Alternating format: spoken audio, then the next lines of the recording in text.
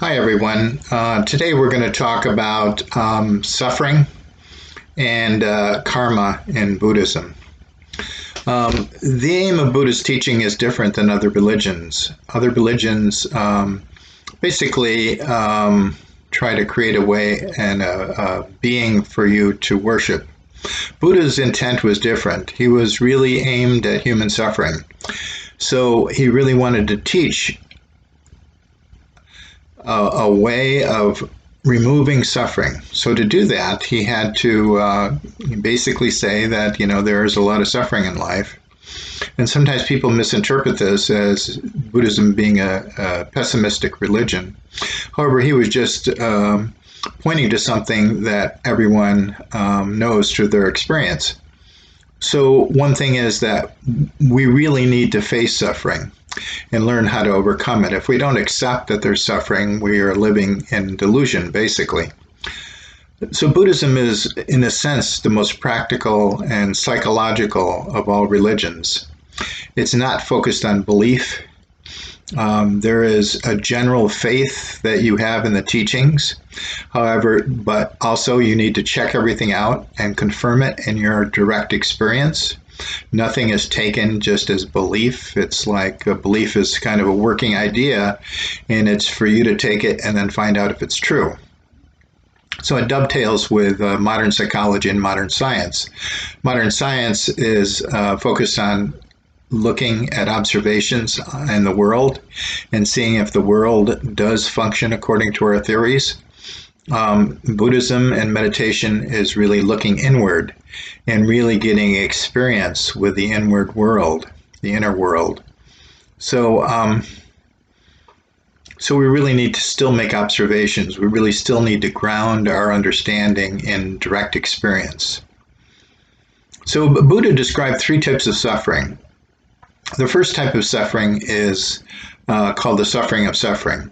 This is the normal suffering that people experience in their lives through just living, the ups and downs of life, old age, loss, disease, and death, just natural to life. Pain. Sometimes I distinguish this as just pain because it's not something you're creating. It's not really psychological so much. It's just living.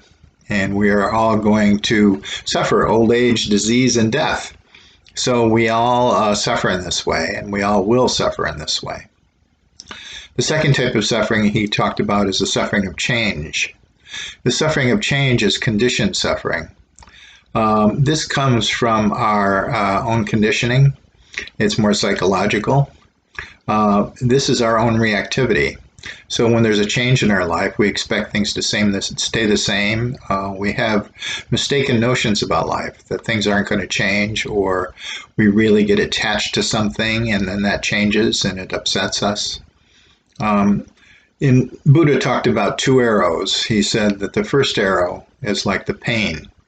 So somebody shoots an arrow at you and it hurts. And the second arrow is your conditioned response to that. Oh God, I'm going to die, da da da da da. So you put the second arrow is like a added psychological reaction you put on top of the initial pain. And or someone hurts our feelings. Okay, we feel hurt because they've been very rude, but then we pout about it and beat ourselves up. What did I do to that? Or judge them.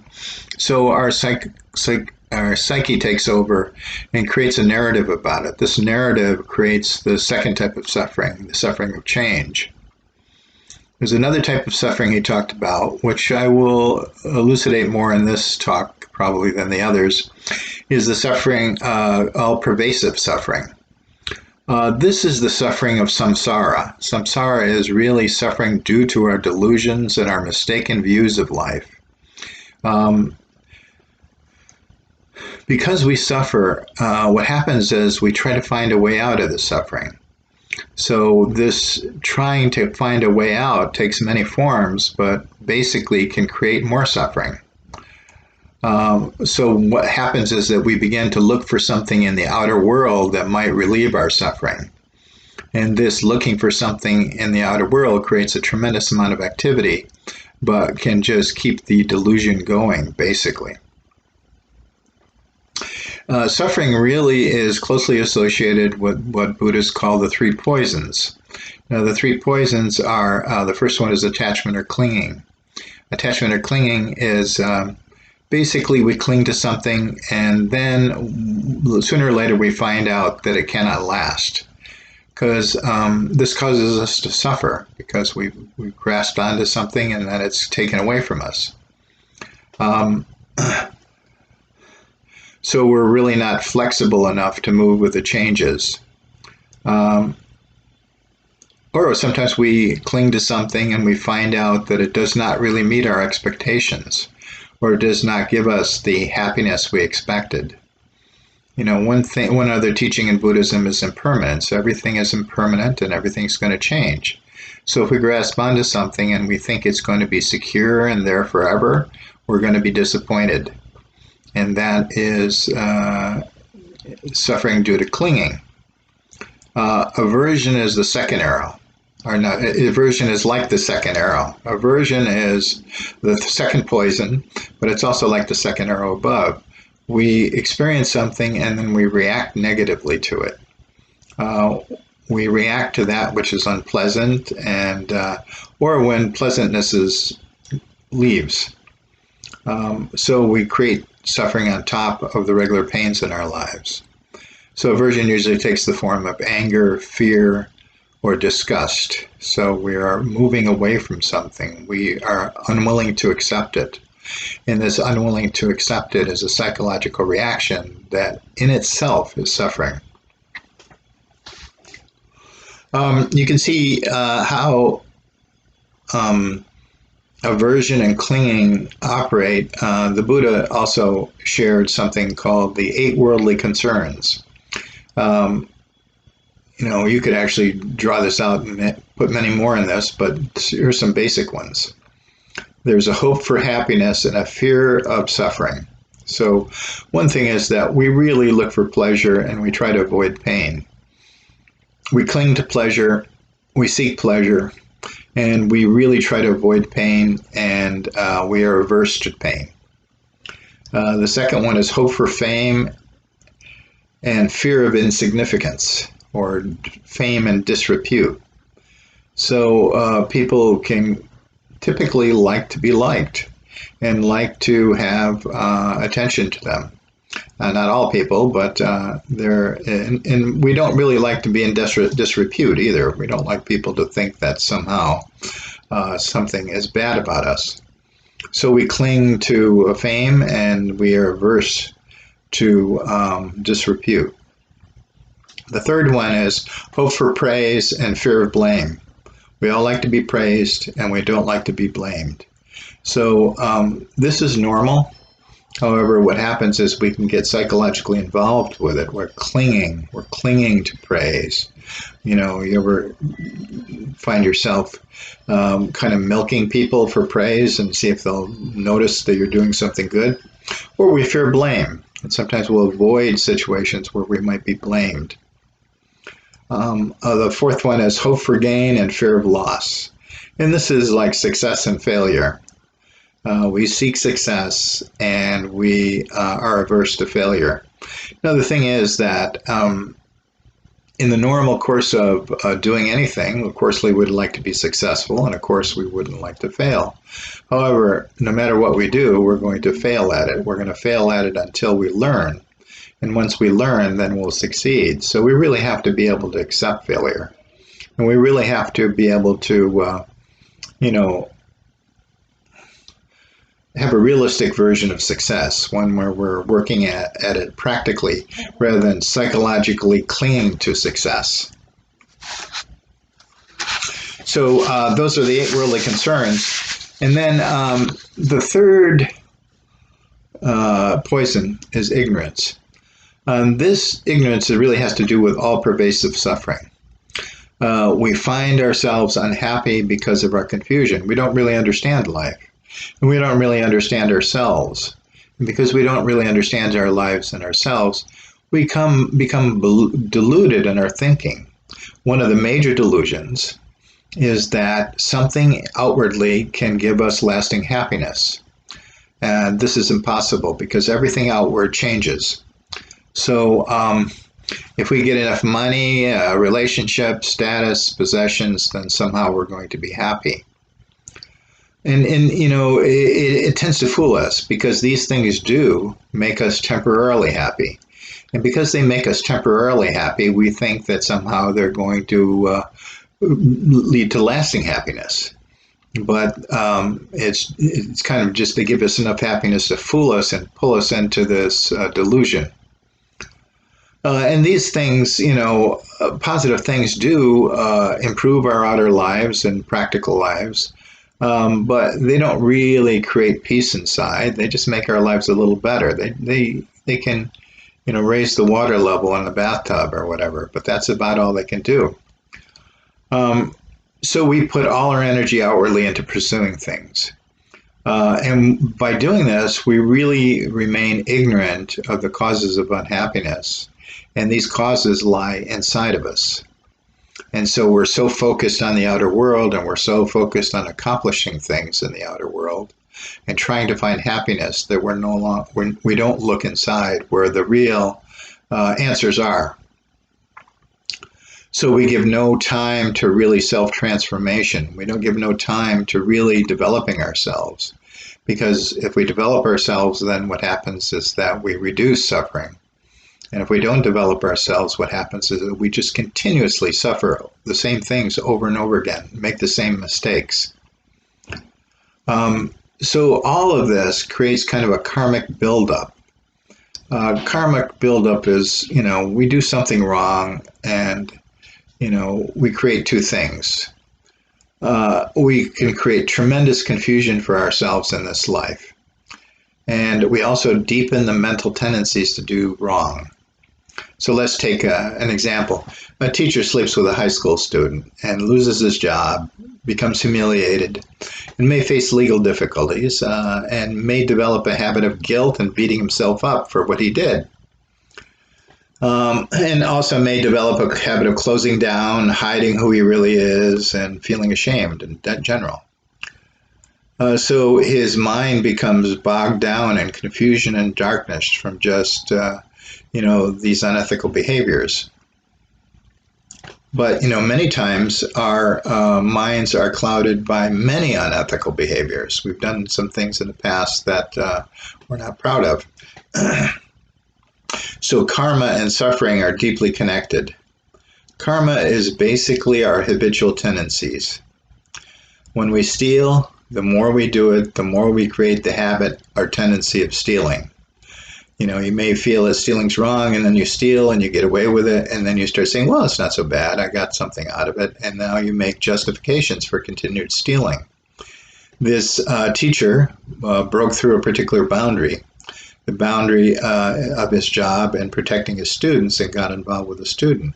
If he continues to do that, or even doing it once, could break that boundary and make him feel comfortable doing that. So what he's created is he's created a habitual tendency to take advantage of those who are younger. One thing is that these mental tendencies not only affect us in this life, but they're brought over to future lives. So the way karma works is that when we die, we lose the physical body, we lose the astral body, and we lose most of the mental body. However, there's a subtle mental body that goes from life to life. Within this subtle mental body lies the seeds of karma, our tendencies. So if you steal in one life, then you're going to still have that tendency in the next life, and you will continue to steal. Now, the thing is that we will continue to steal until the consequences become so great that we realize that stealing is not working for us. When you realize that stealing is not working for you, you may develop a strong intention never to steal again. So your resolve and your regret is so strong that it overcomes the tendency to steal, and you're done with stealing. And this is basically how we overcome karma. We overcome karma by learning lessons about life, about lessons about our unethical behavior, or you know, things that cause pain to ourselves and other people. So right ethical action, and these are steps on the Eightfold Path. The Buddha talked about the Eightfold Path, and right ethical action is part of that, and right intention is part of that too. So we really create an intention not to do harmful things. And if we are looking inwardly, we'll see that these harmful things are not only harmful to the people around us, they're harmful to ourselves. Because, and the last thing is, and we've talked about this numerous times, and we'll get back to it. I'm not going to talk about it much here, but because we don't realize our true nature, we suffer. So there is a mental tendency. The mental tendency is to continuously think that we have a self that is constructed just out of thought. And this construction out of thought we take to be our real self. Now, this tendency to take this construction of thought to be our real self goes from life to life with us and really is the hub of our suffering. So it is incredibly important for us to be able to see through this, because if we can see through it, then we can drop it. It's kind of like dropping stealing. If you see something's not working for you. But stealing is much easier to understand than the whole issue of the self. So we have to give it a tremendous amount of attention, because it is challenging for people to understand. But it's worth the effort. So karma, suffering, the three poisons, these things are all intertwined. And it's helpful to be able to use these ideas. These ideas are basically ideas that help us examine our lives. And so by learning these things, we don't learn them just to memorize them. We learn them to use them as tools so that we can examine our lives and understand exactly how these things operate and how they do create suffering, or they do create freedom. So for instance, if you practice positive things, like say loving kindness, if you practice that again and again and again, then you're building that tendency in your mind. So your tendency will even go from one life to the next. You will tend to be kind to people throughout your lives.